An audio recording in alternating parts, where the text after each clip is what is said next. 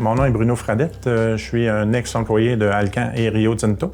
J'ai travaillé 40 ans pour les deux compagnies. Mon grand-père a été embauché dans les années 30 chez Alcan Arvida. À l'époque, ça s'appelait ACOC, Aluminium Company of Canada.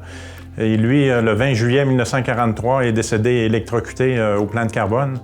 Puis ma grand-mère avait 11 enfants à la maison. Elle a été obligée de placer des enfants en orphelinat pendant une certaine période.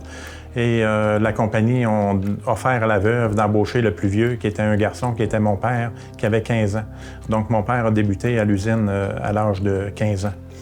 Et moi, qui ai travaillé à l'usine Arvida, les employés avec qui j'ai travaillé, les plus vieux, lorsque j'ai commencé, avaient été embauchés au début des années 40.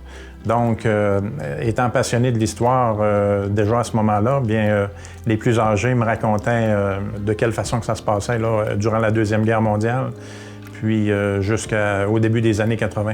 Parce qu'à l'époque, les gens prenaient leur retraite à 65 ans. Donc, en étant plus âgés, bien, les gens avaient plus de vécu, on va dire ça de même.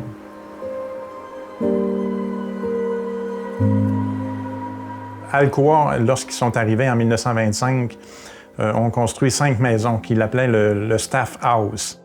En français, c'est des maisons d'employés, si on veut.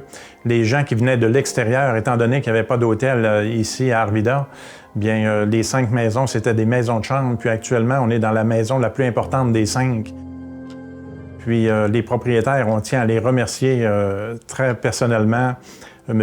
Guy et Julie Desgagnés, de nous offrir leur maison pour tourner les capsules historiques.